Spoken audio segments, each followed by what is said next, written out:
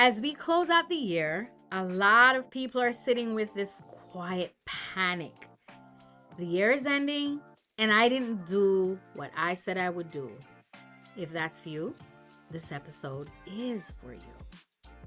Welcome back to Unpacking Me, the parts of trauma no one talks about. Today's episode: End of Year Spiral, the truth about falling behind. In this episode, we make space to hold space together with you as we examine why you beat up on you and why the spiral about falling behind. And I am here with my lovely co-host, Murnell. And I want to say, because shame shows up in December, we need to recognize that we are going to find ourselves in a place where there will be comparison, judgment, and let's be honest, we tend to beat ourselves up for not becoming the version of ourselves we imagined in January. But that's okay. And I'm Adenade, and I want to add, but growth is not linear, and survival steals the energy from accomplishments. Today, we're going to be reframing what progress actually looks like. So, welcome back. Thank you for joining us with this episode of the End of Year Spiral: Truth About Falling Behind. We treat January like it's a contract and our life depends on it, that we're supposed to fulfill it perfectly. And we forget, some of us, the roller coasters throughout the year, the things we didn't plan for that decided to show up, the losses we had, the changes we had, and especially this year, Ooh. I can't even find words to put into what this year has been for so many people. SNAP benefits getting turned off for some, insurance premiums going through the roof, people losing their jobs, government shutdown happening, a hurricane overseas. It's just a lot. It's just a lot. Minorities losing their rights, a lot of people being deported, and I could go on and on and on and on and on. Black people watching their histories, especially African American, being torn away or erased little by little. Like literally. It's just so many things happening all at once. So if you are ending this year and you didn't do what you said you were going to do, I want to name for you that trauma happens, illness happens, grief happens, and you're ending just how you're meant to end for now. You're ending the way you were meant to end the year. Give yourself some grace, not punishment, not self-humiliation. And sometimes the biggest win of the year is simply staying alive. Or just staying afloat. That's it. Just simply staying alive. Whew, we made it to December, y'all. We Yeah, made it to the end of yeah, the year. yeah. And that's big. Yep, that counts, it matters, and it's enough. Yeah. That staying alive piece that you just named, Myrna, it just resonated with me. It reverberated in my whole being because so many people, the only thing that mattered was for them to make it from 1 hour to the next. Yeah. One day to the next. And we forget to recognize people's pain, people's struggle, people's effort, people's resilience. We forget to recognize it in ourselves, and we get so caught up in these contracts that society sets. And if you online all over, especially on social media, you'll hear, well, you could be a millionaire, or why aren't you opening your own business, or why aren't you doing that? And even though it's a good idea for us to want to progress and do better and do well, you have to be realistic. You have to recognize the challenges that come along with your struggle and your growth, and not discount the fact that whatever it is that you did throughout the year, it allowed you to get to December 31st. That's true. You need to make space for that, because shame will show up and convince you that you failed. Because it doesn't look like what you envision it to look like. shame will show up and again play out as you fail. Mm-hmm. But what shame really is doing is distracting you from seeing how much you carried throughout the year. Yes. Do you remember that moment when it felt like you couldn't breathe, Mm. or like you wanted to run away, or you just wanted to stay in bed? You remember that moment for some of us? You remember that moment, and remember that despite that moment, you showed up to work, you got out of the bed, you showered, you smiled, you tried. You need to remember, it is important for you to remember those moments and not let shame devalue your efforts. And when it comes to shame, I feel like shame blinds you to the resilience that kept you standing as Exactly. the year went on. One of the things that I'm big on is seasons. In my office, I have the 4 seasons on the wall, and I like my clients, and we always talk about the seasons that we're in life. Do you guys not realize that January starts in the middle of winter? Winter is the time where Wow. everything is asleep. Cold. Yeah, yeah, It's yeah, cold. It's asleep. There's not yeah. really life is waiting to start in Mm-hmm. the spring. Mm-hmm. And so how and so when it comes to that spiral at the end of the year, it's a time for us to be closing, not a Mm-hmm. time for us to be beginning. Mm-hmm. And I'm very big on seasons. For me, I would say my season, the year really starts for me in the spring because that's when life begins to bloom again. Yeah. So Yeah. I give myself a lot of grace in those moments because I recognize it's hard to start something in the winter. Yeah. It's hard to start something when the world itself, the earth itself, is at rest. Yeah. Yes, I noticed a lot of patterns this year with my clients that are in survival mode, right? But they're so caught up in looking at what everybody else is doing and getting in that comparison on, I should be further in this, I should be that, that we forget that you survived this year, that you went through all of these things back to back to back, that it's okay for you to just say, I woke up, I ate, I brushed my teeth, I kept the roof over my head, and that is enough. And I think because we get so caught up in the either social media, it creates that shame, and that shame keeps us small. And so that smallness tells us, I will always be a failure. Don't try again. I'm going to stay like this and stuck in that hopelessness sometimes. And I'm going to tap into the nervous system segment of it, because what most don't realize is that our bodies, our brains were built to keep us comfortable and safe. Yep. Right? And if you've had past experiences where you failed at things or didn't do well or didn't meet goals, your brain doesn't want you to experience the disappointment that went along with it, right? And it doesn't make sense because sometimes the messages that get sent up from the brain creates more problems, right? So what the messages that typically come up, your left side of your brain, that left side of the brain, the rational side of it, goes into overdrive with criticizing. You shoulda, you coulda, why didn't you, you did this, you did that. And I invite you to really ask yourself, whose voice is that left side representing? Is it your voice? Is it your parents' voice? Is whose voice is it representing, right? Because as long as you have that critic, that inner critic that is going, and you don't take control of it to recognize it, that just because you think it or hear it doesn't make it true.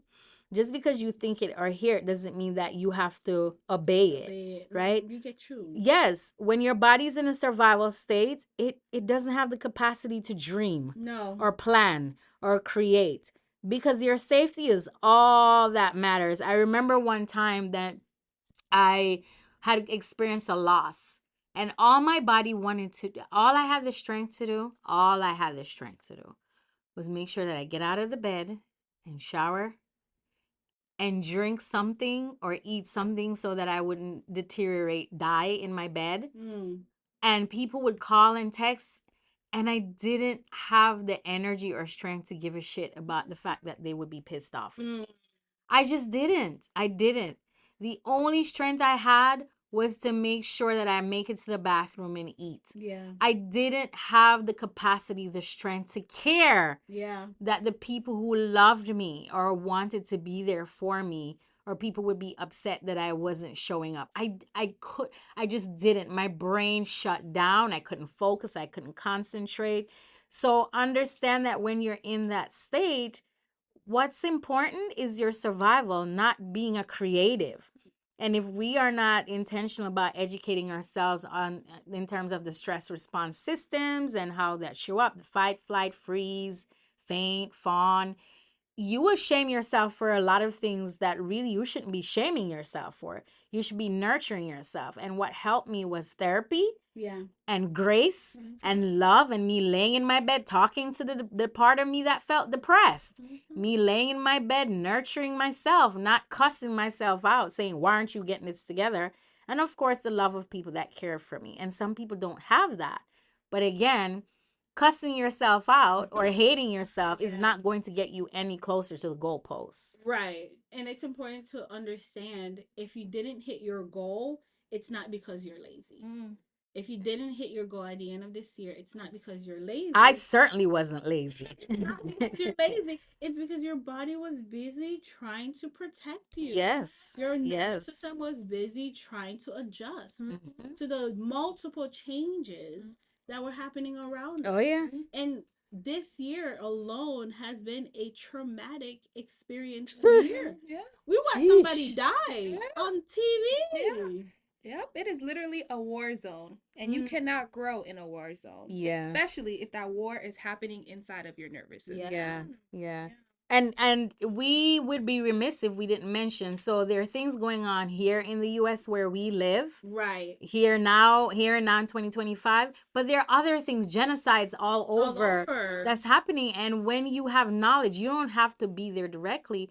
These things take a toll on the nervous system. It does. When one human sees another human suffering, I'm not saying it's across the board because every human doesn't have the ability to show empathy, but it does take a toll on the nervous system.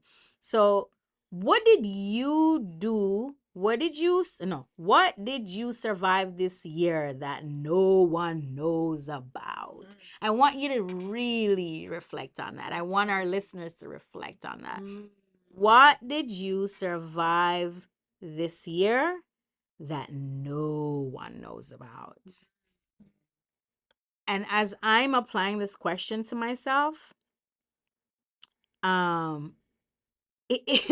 if I look like what I survived, right? And I survived though. I survived. And sometimes parts of us forget that.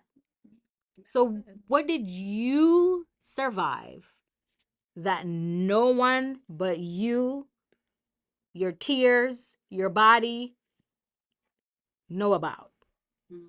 And notice how that shows up for you. Notice how that question had us all in silence. Yeah, it was a moment of silence. Silence. Because we all have our own battles, even whether we say it or not. Yeah. That was a deep one. Yeah. And I would ask, who would you be if you extended compassion instead of criticism to yourself right now? That one hit me a little hard. Yeah, tell us. Yeah, because you know that inner critic can be a little mean. Yes. Yeah. Who would you be if you extended compassion instead of criticism to yourself right now? I want to name that is because I extended compassion to myself while I survived.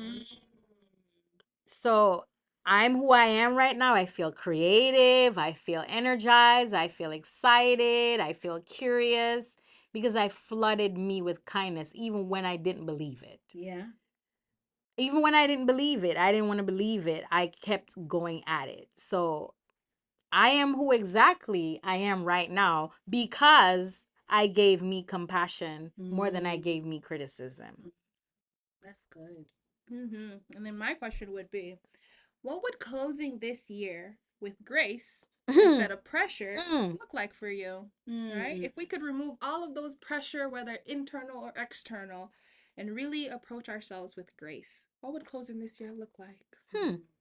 I would say for me, it's because I gave myself grace that I survived this year. Ooh, yes. I gave myself grace, so much of it, that I came to acceptance. Yes. Yeah. That acceptance piece. That is Mhm. medicine. Yeah. That is medicine. What about you, Adenade? I feel like for me, it was letting go of that pressure. Okay. Yeah, I think that pressure used to make me question so much. And once I let it go, it was so much easier to give myself the compassion and grace and to not be so hard on myself when it comes to me being in survival mode and just give myself on the pat on the back on the basic things and be okay with that. And that helped a lot. Wow. For me, grace allowed me to reprioritize the pressure. Yes. I reprioritized it to I have to put pressure on myself to rest. True. Ooh. True. Yes. So, and even when I named that, I felt this surge of energy in my legs, right? So for me, I hold on to pressure, but what I did was I refocused it, reprioritized it to holding myself accountable to be more intentional about rest. And because I've done that, and reprioritizing my commitments to not overcommit and underdeliver. So I'm ending this year feeling more energized, more curious about next year, and ready to create, and just full of compassion and gratitude toward myself. I love that. Yeah. Love it, love it, love it. And the end of year is just not, it's not a report card, man. Everybody feels like it's a report. It's not a report card. It's not. it It's on just there. not. Looking at your friends who's got the A, you It's got not. like a B. It's not. It's a checkpoint. It's for balance and checks. And the rest piece I bring up because my personal philosophy is that winter means rest and plan. Yes. Winter means rest and plan. It means sleep as much as I can sleep and plan for next year. It's a moment of hibernation. Yes, it means rest. And when spring comes, I bust out. Ready to go. Yes, but for right now, it's slowing down. I don't really work much during the winter time because, especially in the month of December, that for me is to connect with my family even more so and celebrate the year, celebrate that we're alive, that we can walk, we can talk, we have food to eat. So I think it's important to make the end of year a checkpoint for you, I love that. not a report card. I love that. And that's how the end of the year bleeds into the beginning of the year.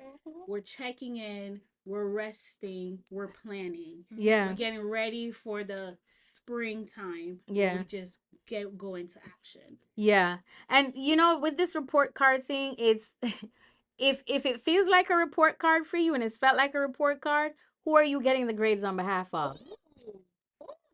Not Jesus. Oh. Yeah.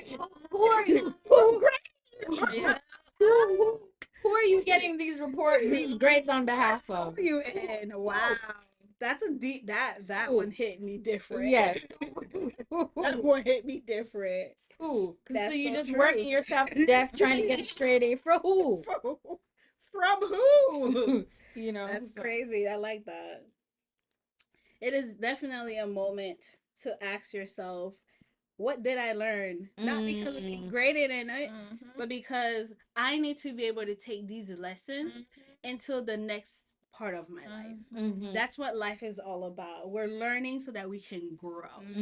And we ask ourselves, what did I outgrow? Because this is the checkpoint questions. These are checkpoint questions. Yes. What did I learn? What did I outgrow? What did I heal? Ooh. And rest in that. What did I allow myself to let go? Ooh. What did I allow myself to see? Yes. What do I want to leave behind? Yes. So I don't carry it into the new year. This is the checkpoint Yes. question. This is what a checkpoint looks like. Yes. What do I want to stop denying? Yes. We can always go back to the drawing board. Yes. Yeah. I love it. Okay. And if you're listening to this, I want you to know that you did not fall behind. You adapted, you survived, and we are doing just fine. I love that. And so, with that being said, please share this episode with somebody who would love to hear it, who's at the end of their year. All of us are at the end of our year. Yay! Happy holidays. Yay! You did it. You made it to the end. Give yourself chance to Yes. embrace joy and laughter in fun, Yeah. despite the pain. Yes. Practice gratitude. Go to your closet or your bed, pull out your journal, whatever version of life Yeah. it looks like, and talk about what you are grateful for this year. Yes, The year is done. don't let your suffering overshadow your efforts of growth. Yes. Do not let all the things you did right or tried get overshadowed by the things you're still judging yourself for. Yes, yes, yes. With that, until next time. Happy holidays. Be kind to yourself. Because you deserve it.